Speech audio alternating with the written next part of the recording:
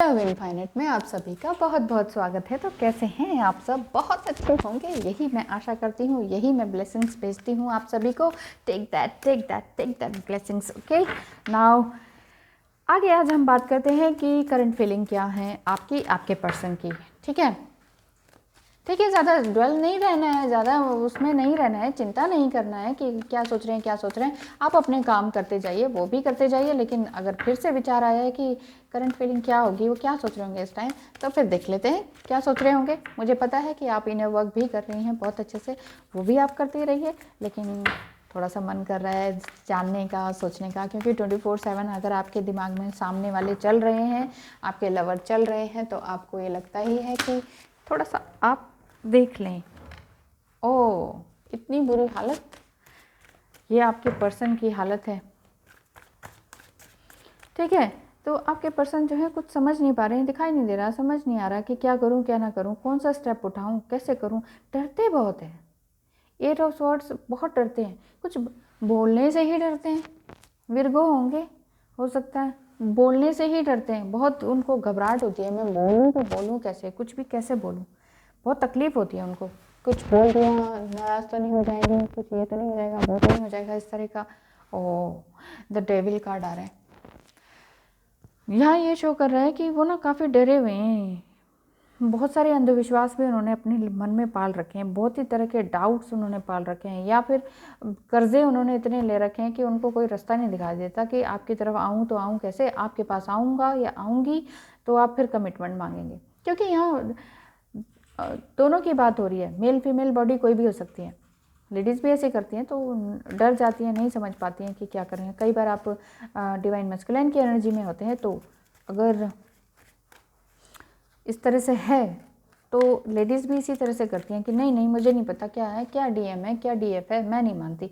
Even बताने के बाद भी नहीं मानते हैं, या टैरो रीडिंग के बाद भी नहीं मानते, कहते हैं हमें कैसे पता चलेगा। तो चल ही रहा होता है, फिर भी वो मतलब पता चल रहा होता है और विश्वास नहीं करने को होते हैं, क्यों डीएम की एनर्जी ऐसी होती है। डीएम अगर लेडी भी है तो वो भी ये कहती है मुझे नहीं पता, मैं नहीं जानती कुछ भी, मेरा ईगो मेरा अपना है, मतलब मैंने जो सोच रखा है वो मैंने सोच रखा है। वो यही इसी को कहते हैं थोड़ा सा ईगो ना, कि नहीं मैं तो किसी की बात नहीं मानने वाली या मानने वाला, जो होगा देखा जाएगा, मैं जैसा हूँ जैसी हूँ मैं वैसी ही रहूँगी। इस तरह की फीलिंग्स होती हैं आपके करंट पार्टनर में हैं, ऐसा मुझे दिखाई दे रहा है। तो अब आगे क्या कहते हैं, आगे एंजल्स तो आपको आशीर्वाद दे रहे हैं, किस चीज़ का, फाइनेंशियल सपोर्ट का दे रहे हैं। हो सकता है आप आपके पर्सन जो हैं वो सोच रहे हो कि मैं किस तरह से आगे बढ़ूं, तो आपके पर्सन के लिए एक तरह से या तो उनको जॉब लगी है कोई नई, या कहीं से कोई फ़ायदा हुआ है, कोई पैतृक संपत्ति मिली है, कुछ इस तरह से। तो ऐसा कुछ है उनकी लाइफ में कि उनको कुछ मिला है जो आपसे वो शेयर करना चाहते हैं। अदरवाइज़ उनको इतना कुछ मिलने के बाद भी उन्हें लग रहा है कि मैं अभी खाली ही हूँ, मुझे समझ नहीं आ रहा है मैं क्या करूँ। मतलब डुअलिटी है, सूर्य और चंद्रमा उनका, मतलब समझ नहीं पा रहे हैं। सूर्य मतलब आपका मणि चक्र है, जैसे मैं कैसे समझाऊँ, मतलब कि जैसे यश मान सम्मान इस तरह की दौड़ धूप में थे, और चंद्रमा ये कहता है कि थोड़ा सा इल्यूजन में ले आता है कि अरे अरे नहीं नहीं कुछ नहीं होने वाला, सब कुछ नहीं, ऐसा कुछ नहीं होने वाला, नक्षत्र ये कहते हैं वो ये कहते हैं। इस चक्कर में वो फंसे हुए थे और समझ नहीं आ रहा था कि क्या करें। अब वो सोचते हैं कि इतना पैसा मिल भी जाए और मिल भी गया है तो अब मैं क्या करूँ। मुझे तो लगता है कि ना किसी आश्रम को ज्वाइन कर लेना चाहिए, चला ही जाता हूँ, मुझे किसी के पास जाना ही नहीं है। आपके पास आने से डर लगता है, आप पता नहीं क्या सोचेंगी या सोचेंगे, तो चलो मैं कुछ और ही कर लेता हूँ, कुछ अपनी ही धुन में मगन हो जाता हूँ या हो जाती हूँ, ऐसा उनके मन में फीलिंग्स आ रही हैं। और यहाँ ये भी सोचते हैं कि मैं फिर ना या तो अपना ही काम कर लेता हूँ, वो काम चाहे स्पिरिचुअलिटी का हो या अपने ही काम में मगन हुए रहना, ऐसा उनकी फीलिंग्स आ रही हैं कि मैं अब जो भी काम है ना मेरा, मैं उसी काम में रमा रहता हूँ या रमी रहती हूँ। जो भी मेरे को भगवान ने स्किल्स दिए हैं मैं उसी तरह से अपने काम में लगा रहता हूँ या लगी रहती हूँ, मुझे और किसी को नहीं देखना है। इस तरह की उनके अंदर फीलिंग आ रही है आपके पर्सन के अंदर, और यही सोच रहे हैं कि अब मुझे सिर्फ बाहर की दुनिया से कोई मतलब नहीं है, मैं अपने गाइडेंस अपने आप से लूँगी, मुझे अपने करियर पाथ पे काम करना है। इस तरह की उनके अंदर फीलिंग आ रही है और इसी वजह से शायद आपसे बात नहीं कर रहे हैं। और आगे क्या बताऊं, आगे यही बताते हैं। चलिए नेक्स्ट कार्ड है हर्मिट। हर्मिट कार्ड क्या कहता है, देखिए मैं बता रही हूँ ना, आपके पर्सन अभी तक तो बहुत सारी नेगेटिव डेविल एनर्जी से या तो घिरे हुए थे, उनके आसपास के लोग थे या उनके अंदर थी इस रिश्ते को लेकर कि पता नहीं क्या होगा क्या नहीं होगा, पेरेंट्स मानेंगे कि नहीं, समझेंगे कि नहीं, बच्चे समझेंगे कि नहीं। बहुत सारी सिचुएशन है आपके साथ गड़बड़ हो रखी कि एक तरफ से बच्चों को भी समझाना है, एक तरफ से पेरेंट्स को भी समझाना है, इन लॉज भी इस तरह से हैं, कुछ डिवोर्स का केस भी समझ में नहीं आ रहा, क्लियर हो जाए कुछ तो आगे बढ़ें। इस तरह की एक स्टकनेस वाली फीलिंग है कि कुछ तो हो, कुछ तो हो, कहीं से तो कोई सूर्य उदय हो, कुछ तो ऐसा दिखाई दे कि कुछ समझ में आए। तो फिर आपके पर्सन ने ये सोचा है कि मैं ना अपना काम अब खुद ही कर लेता, अब मुझे किसी की नहीं सुनी, मैं अपना अपना काम खुद करूँगा। मैं अब नहीं जाने वाला किसी के पास, किसी के आगे हाथ फैलाने, किसी से किसी तरह की गाइडेंस लेने। मैं अपने आप को खुद ही जानूंगा। इस तरह का उनके मन में आ रहा है विचार। नाइट ऑफ सॉर्ड्स यही कहते हैं कि नाइट ऑफ सॉर्ड्स यही कह रहे हैं कि आना तो चाहता हूँ, बात तो करना चाहता हूँ। आपसे छोटे लगते हैं आपके पर्सन, या छोटी हो सकती हैं वो आपसे, तो वो शायद आपसे दूर हो गई हैं, किसी तरह से बाहर बैठ गई हैं, अलग ही चली गई हैं कि नहीं नहीं जब तक बुलाओगे नहीं, नहीं आऊँगी। कुछ इस तरह का कमिटमेंट जो आप मांगते हैं या वो मांगती हैं, दोनों में से कोई भी राज़ी नहीं हो रहा है। इस वजह से दिक्कतें आ रही हैं बहुत सारी।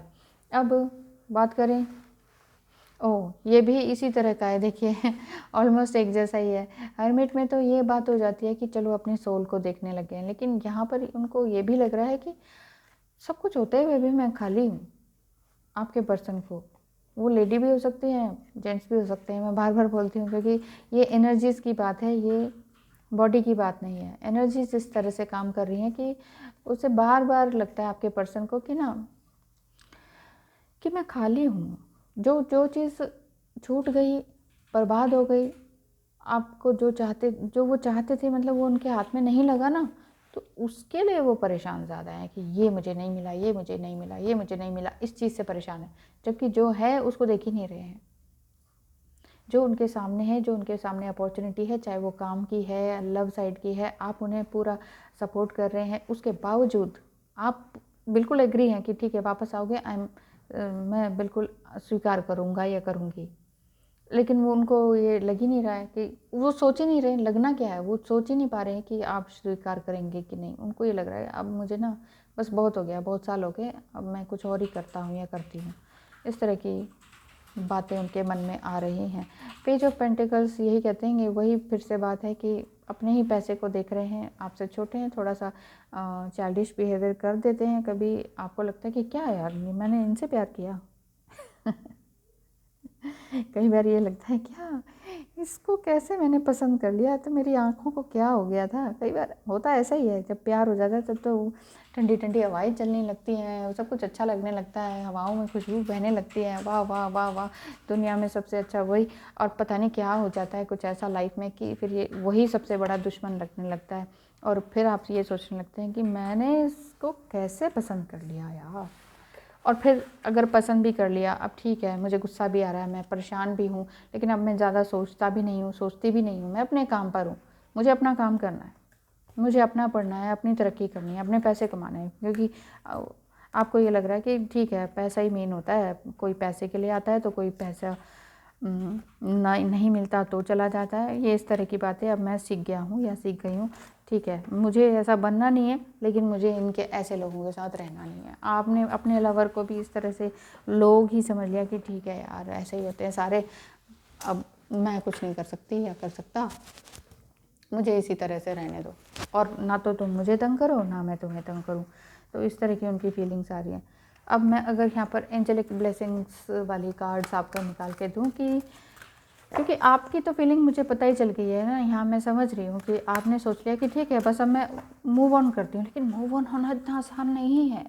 आप इनर वर्क करती हैं, आप मेडिटेशन करते हैं, प्राणायाम करते हैं, योगा कर रही हैं, ज़बरदस्त तरीके से लगी हुई हैं काम में, पूजा प्रार्थना हवन सब कुछ चल रहा है आपका, लेकिन कुछ भी बार बार एंड ऑफ द डे क्या लगता है आपको कि देखूं उनका फ़ोन क्या स्टेटस है, क्या कर रहे हैं, क्या नहीं कर रहे हैं, कब आएंगे, कब नहीं आएंगे, किससे बात कर रहे हैं, कितनी देर से फ़ोन पर।